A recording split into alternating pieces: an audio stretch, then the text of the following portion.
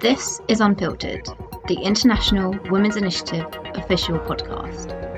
Here we have unfiltered conversations about the most urgent challenges to women's rights globally. Today, women using OnlyFans, the challenging nature of sex work and body positivity in the pandemic. I'm Lucia Stremska, speaking to Ayala.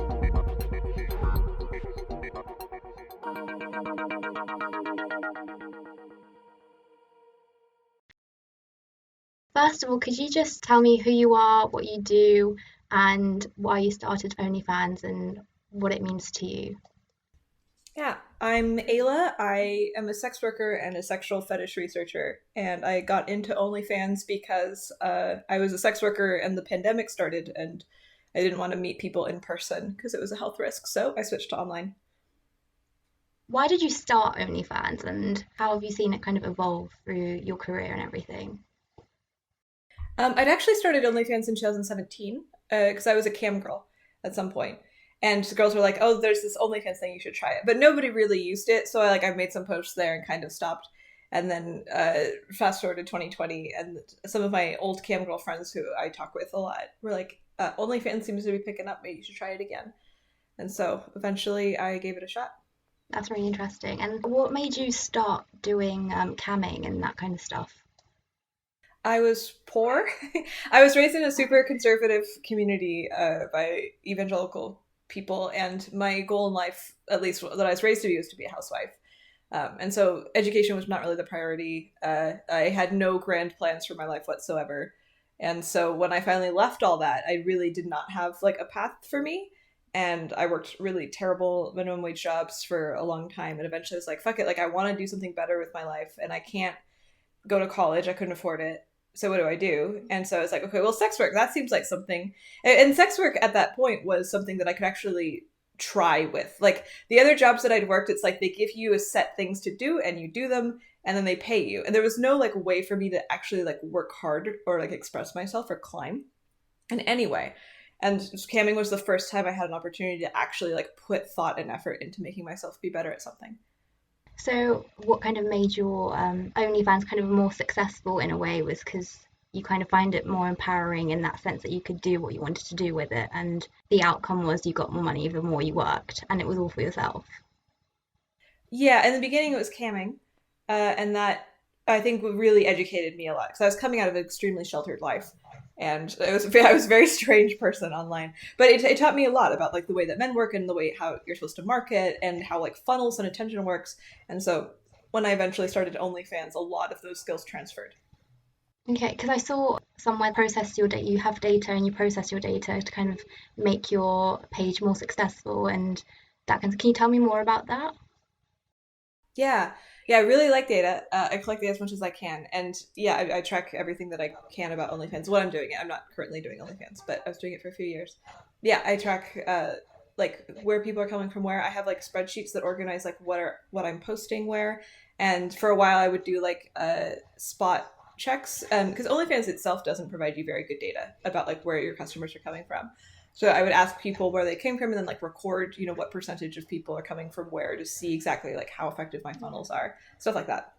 So would you send out surveys and did people kind of voluntarily do it, or did you have to give any incentives of why they were kind of doing it?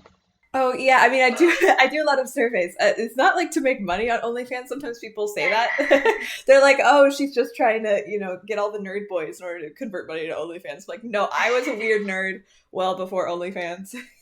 So yeah, I have a pretty wide audience for OnlyFans, and those people will sort of do what I ask them to do if it's like kind of fun.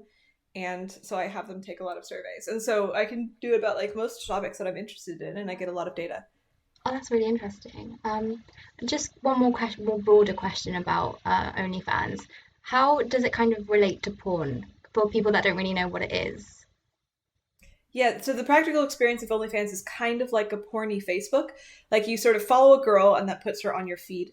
And then when she posts, you sort of scroll down your, quote unquote Facebook feed and you see the posts, except they're usually like nudes or something, or sometimes they're videos. And then you have the ability to message the girl. And there's like some differences, like depending on her settings, how much you can message or whatever. But this is the general structure. And compared to porn, it's like different because it's direct from the producer. Like the girl herself takes the photo and posts it directly to her OnlyFans. Whereas with porn, usually this goes through some sort of company. And usually it's not so carefully like held. Like if you find a video online, you don't know that the person who created that video posted that video directly to that platform. Typically, Pornhub is pretty good about this, but most other porn websites aren't. So it's very like a direct sort of connection with the creator on OnlyFans. Did you ever consider going into the actual porn in like the stereotypical porn industry rather than doing an OnlyFans? And if not, why did you choose to do OnlyFans instead? Yeah, the porn industry pays less. The benefit of it is that it kind of provides you a package. You don't have to think, you don't have to manage a business. You like show up, you do work, and you go home with a paycheck. And this can be like really great for people who don't have like the mental energy or something to navigate a business in their own life. But if you do have that energy, then the pay ceiling is way higher. With porn, it's more just like a cut and dry thing. Okay, no, that's really interesting kind of see how, because you're kind of having more control over what you want to do, right? And how you represent your body, right? On OnlyFans, yeah, absolutely. There's a huge amount of control. And to be fair, there is porn too. Like I have some friends who've done mainstream porn. And I think it varies like pretty hugely depending on the kind of company you're working with. But from what I've heard, the experience has been pretty good. Like they felt pretty in control of what they were able to do. Yeah, that's great. From OnlyFans, did you face any barriers or any discrimination along your OnlyFans journey, or was it pretty simple?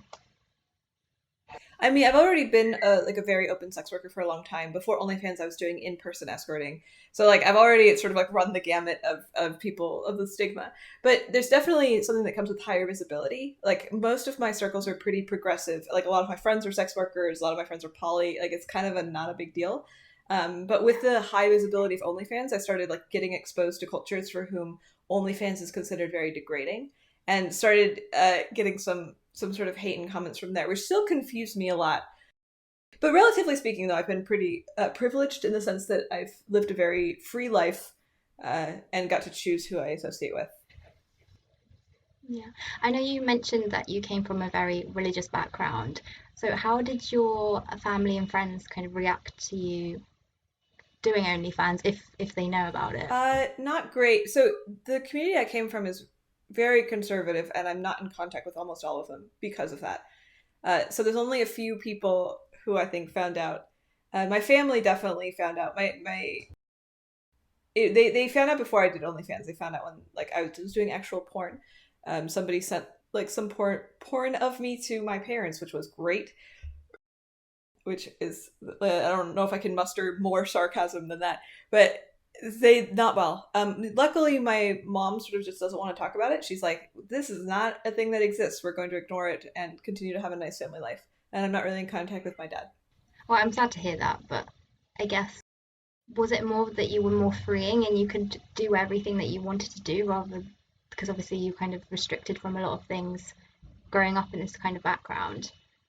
Did kind of OnlyFans make you more empowered in the way you could live your life because of the way you were brought up? Yeah, something like that. So I had been doing OnlyFans for like 8 years, or sorry, not OnlyFans, sex work. I've been doing sex work for like 8 years before this. So the transition sort of in empowerment happened pretty early. I also didn't go into sex work in order to be empowered. I did it because I needed money originally. It wasn't like, oh, this is a rebellion against something, right? Like it was not my first choice at all. In hindsight, it was great. I'm very glad I did it. But I think the empowerment was very slow. Feel like people often have this conception that empowerment happens in like one great revelation, but for me it was like a series of extremely tiny updates. It was like, oh, I can do this and it feels okay, or like, oh, I can do this and actually pay attention to what I want.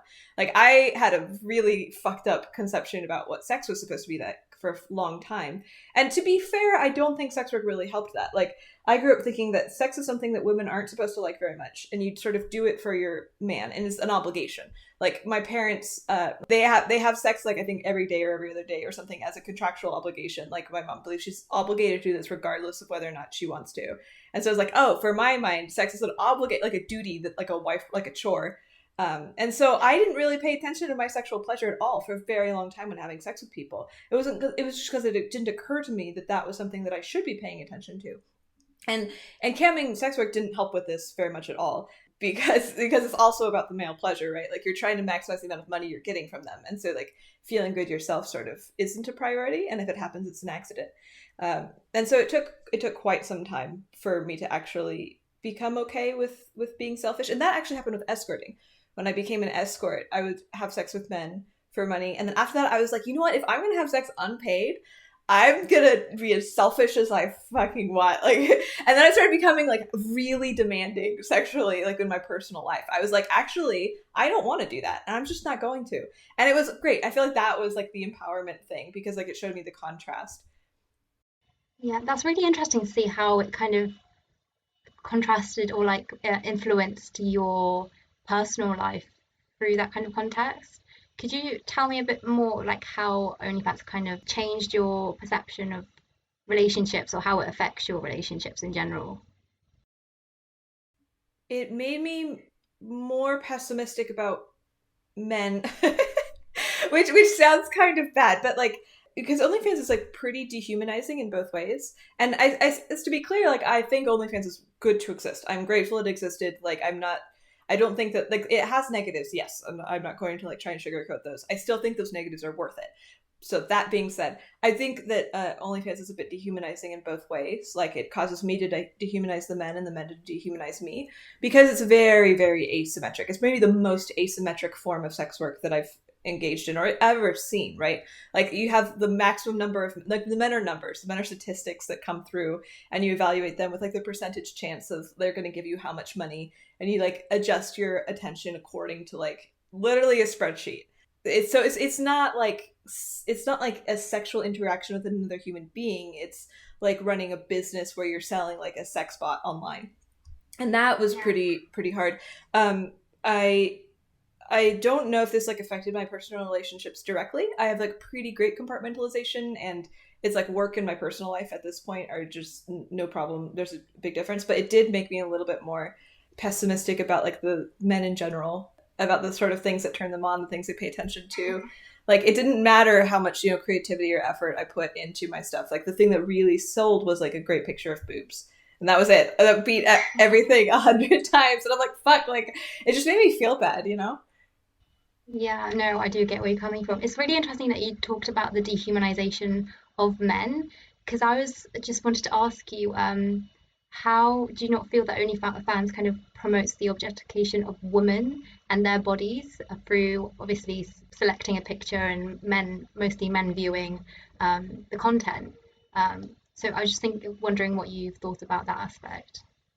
Yeah, it's definitely objectifying. This is what you're paying for. Like, I'm totally fine being objectified. This is where I get my paycheck from. I mean, you try not to like guys do like personality, and if you can sell some sort of like, oh, this is a whole package. This is also really good.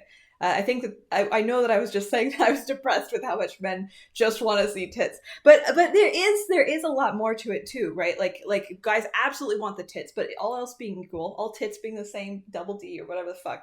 If you can add in like a sort of the ideal feminine personality, they really want that, and I think that does tie into something really important and deep in male sexuality, that they do want intimacy.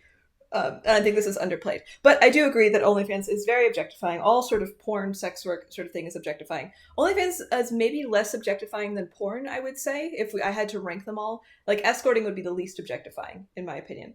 But it also, like I said, objectifies the men. Like, I don't see them as men when I'm on OnlyFans. I see them as, like, walking wallets. And I think that is equally as objectifying as them seeing me as walking tits.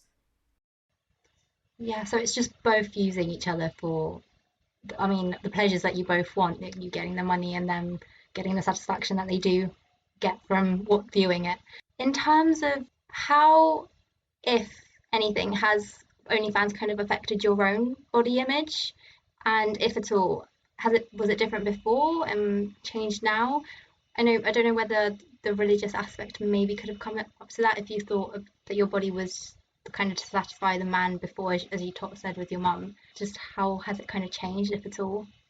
Yeah, I think I might be a little unique in that I think I'm like have a uniquely good relationship with my body. Like one, my body is like pretty attractive in the sense that people do seem to want to masturbate to it a lot, so that helps. It helps my my mental image about it. But in general, I feel like I have like a pretty clinical relationship with my body. Like I view my body as a tool, and I don't have a very strong attachment to it. And I think of like, how could I optimize this tool? You know, how do I change it? And I feel pretty aware of the things about my physical appearance that are not ideal for men. And I don't really mind this. I'm like, oh, it's like if I'm like driving a car like to work and like the car like has a dented bumper, I'm like, oh, the dented bumper is not ideal, right? But it doesn't feel like it strikes me in any sort of deep way.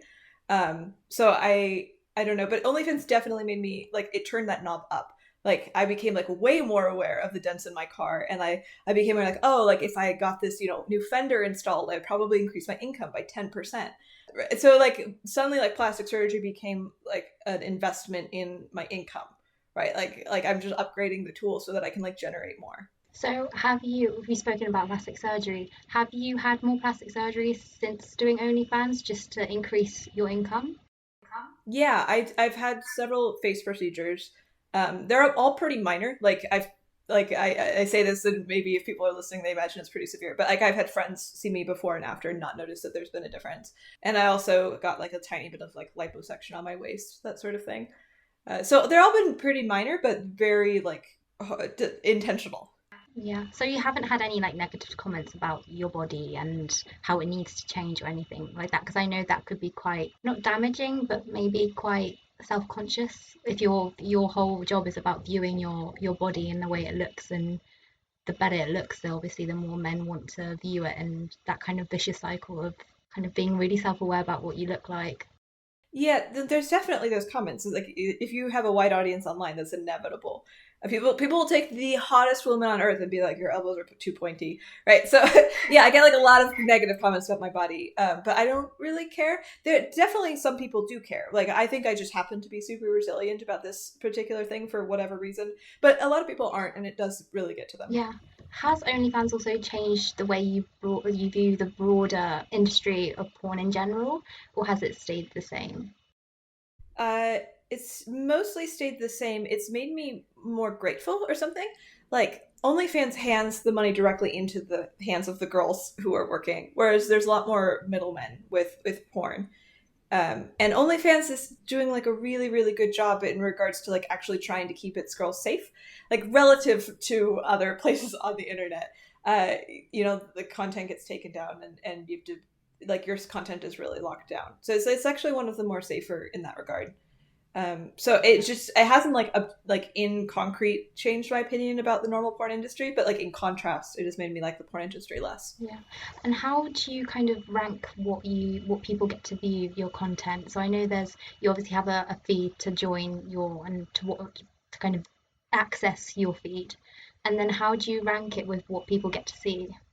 Yeah, so there's like a couple different payment things, and this is pretty flexible. But for me, there's like freely visible online without paying. There's like if you subscribed to be on my feed, there's like the things that are sent in DMs for payment, and then you can always like increase exclusivity by being like, oh, if you only tip over this amount, but these are basically different levels of paywalls. And for me, I usually have straight nudity. I have rules like I can show 50% of closed labia outside of OnlyFans and 100% of closed labia inside the paywall, and then open labia in the DMs, and then like if you pay even more, then it's like full sex, right? So I have like a pretty concrete like set of criteria that like allows me to bin my content into different levels.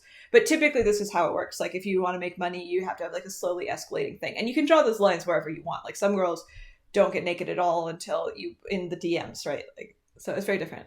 So do most girls do this kind of ranking? Yeah, they do. I did a survey, and I think the vast majority of them get full naked on their OnlyFans. That's roughly the norm. Yeah, I mean, it makes sense, right? Because you want to I guess if you want less people to see you fully naked, you charge more for it, right? And then I know you have a Twitter as well. I think you have two different ones, if I'm right. And how would you kind of view these different aspects and different social media points of platforms? And which platform do you kind of prefer to use, and which one do you find more empowering? It depends a lot. I really like Reddit for OnlyFans marketing. I'm very familiar with it. I love Reddit. I've been using it for a very long time, so it feels like home. For my personal stuff, like my writing, Twitter's great. I like Twitter for my Ayla_girl Twitter. You can do polls and people are interactive and there's a community on there. And it feels like that's the platform where people sort of take me seriously in a sense, because I think by default people typically don't take sex workers very seriously, which like is fair. Okay, sure, I get it. Like sex workers are drawn from populations that usually are like less interesting as a default. But so I do feel like I have a little bit of something to prove, and on Twitter it feels like I can do that very well. Because I know that you kind of have intellectual, like, I don't know if people would use that word instead, kind of content that isn't only porn related. And how do you kind of see the two separating? And do you ever see them like coming together? Yeah, I do. So one important thing is I use the same name for both my intellectual content and my porn, which makes it very easy to find me across the things. And this is sort of deliberate. Like for one, a lot of the content that I write is about porn. And so it sort of like makes a little bit of organic sense. But there is also a way where I like don't want to be ashamed of this. And to be fair, I have like the privilege of not being ashamed of this in the sense that like I can make a living off of sex work. I don't have a boss. But also there's a way where I'm like, I want to be able to be like a good thinker online and to do interesting work and research and also be like, look, I am also a sex worker. You can see this. You can clearly, anybody can go and look at me like having sex on the internet for free. And I'm not ashamed of this. I'm not going to try to hide it. This is a natural part of who I am. And that feels really important to me. I really take a stand for this sort of thing. Yeah, no, that's really interesting to see. And do you think if you didn't do sex work that it wouldn't kind of allow you to be that open about it? Or I don't know, because I feel people are more, I don't want to say the word critical, but if people write about it, they kind of assume you in a certain different light. And so a lot of people don't really want to read about that kind of stuff, which is obviously a problem in society that we do have. And do you think by doing sex works and having this financial stability kind of allows you to do that work as well? Yeah, yeah, absolutely. And if I had like gotten into this without the sex work at all, like it probably would look very different. This is very much a thing of like taking opportunities as they come. Like the very first opportunity that was given to me was sex work, and so everything else in my life has sort of defined by that. So it's definitely like been a process. Like I've had to face very directly like oh, there's normal people who I'm friends with who can watch me getting railed on the internet. And like the first few times this happened, it was like kind of strange and uncomfortable. But there's always like the little mental move you can do where you check and you're like, okay, what actual concrete bad things are going to happen out of this? Like, is my discomfort actually tied to a threat? And every time the answer's generally been no. Like, what's going to happen if they see me getting railed on the internet? Like, they're going to make a weird joke? Like, so what? And so that iterated has made it more okay. No, that's really interesting. And how has kind of the reopening of society after lockdown and COVID affected your sex work and OnlyFans? Has it like decreased or increased? So I quit OnlyFans kind of recently to because I got funded to do research. So I personally haven't experienced this, but I do track like OnlyFans stats, and you can tell by what girls are making in their percentage rank. Because we're like, oh, I'm in the top 1%, OnlyFans tells you this, and I'm making X amount. So you can sort of like extrapolate. And it seems last time I checked that OnlyFans income across the board dropped about 10%. And so that seems to be the thing that happened after society reopened, yeah. That's quite. Do you see it going forward at any moment at all, or as in like continue like going up, rather than decreasing the amount of people that view it?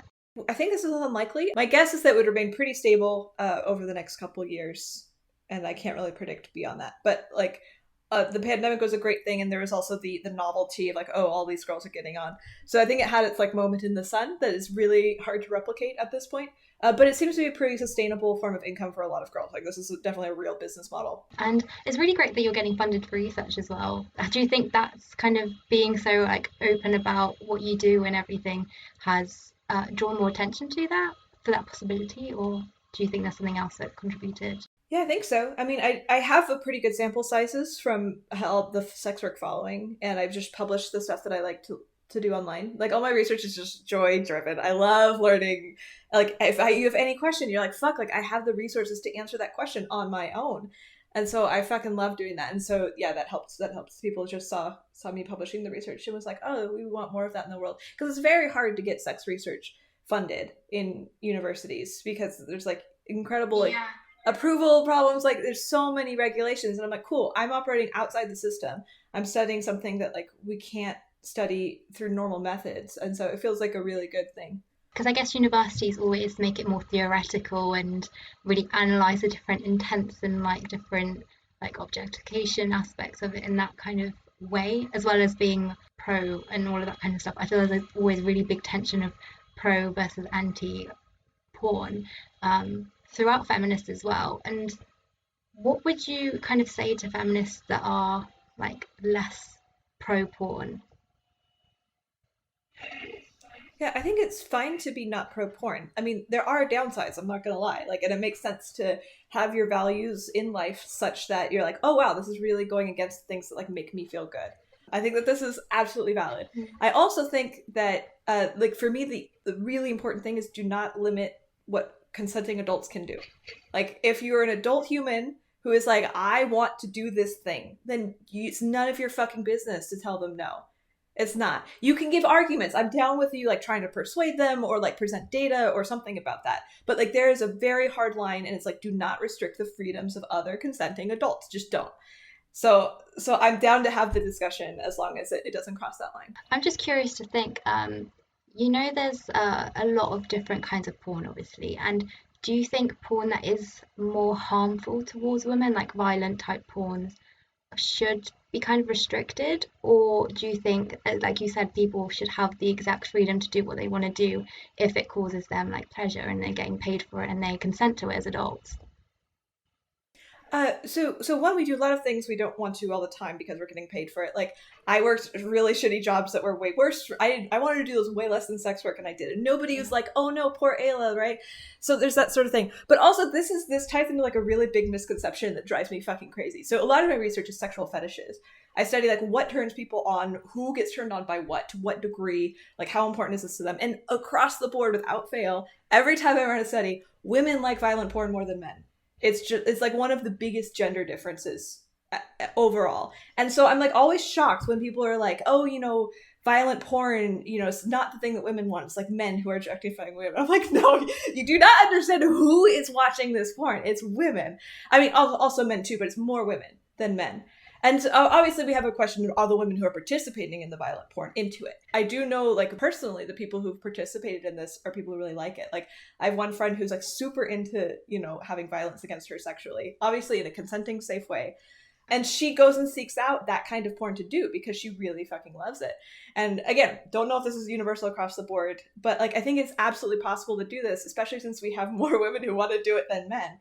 Like these women very likely have actually looked this, like seeked this out because this is what turns them on. That's really interesting because I guess I never thought about it that way. Because obviously, the way you read it is when men view violent porn, it's the way that they kind of can change the way they treat women in relationships, maybe. And do you think that kind of is quite, I don't know, not damaging, but is a factor? Or do you think, like you said, like more women like view violent porn? So I don't know, just wanting to get more of your opinion about whether it's a problem or not. So, I mean, there is a thing where if you haven't had a lot of actual sexual experiences and you watch porn, you might be like, oh, this is normal. I'm not sure to what degree this is like actually a problem, but it seems like reasonable. Like if somebody came to me and told me that, I'd be like, that is like a reasonable way for reality to be. So maybe that might be an issue. Like if somebody really doesn't know. But also, and I feel like a little bit sus about like the viewing a thing makes you treat people this way. Like we had this whole thing about playing violent video games makes you violent. And we underestimated people's ability to separate fantasy from reality, or like we underestimated the impact of context on the way that people interact with others. And I think that probably something similar is going on here. Like when people are like, oh, watching violent porn makes you violent towards women, I'm like, I think you might be underestimating context here. Honestly, I personally feel like we should, like, if we want to like satisfy women's sexuality more, we need men who are more interested in sexual violence against women, because this is what women are looking for themselves. Obviously, in a consenting, healthy, adult way with clear communication of boundaries and safe words, like all that, super important.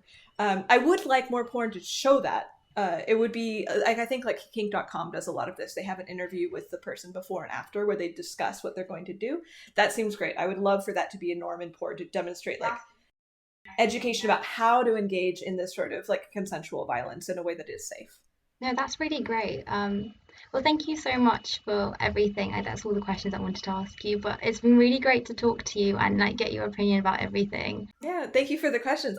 It's just really interesting to get an actual sex worker's opinion about everything, because I guess you don't really get that when you just study it in a university. It's all theoretical and you don't really see the actual people that live through it. I like that. I like that a lot, because that is also my complaint. Like, a lot of people like write about porn. I'm like, have you ever talked to any of us? Like, there's a lot of us who have very strong opinions about this. So I'm really happy. Again, I mean, you probably know this, but opinions are super varied. I'm like one person out of many, but it's better than sample size of 0. So, and that is all for now. Thank you for listening to Unfiltered. Head over to our website www.theiwi.org for more information about the work we do for women around the world. I'm Łucja Stremska, our producer is Mia Simovic, and music is by Leo Manson, research by Rebecca Williams and Julia Thompson Flores.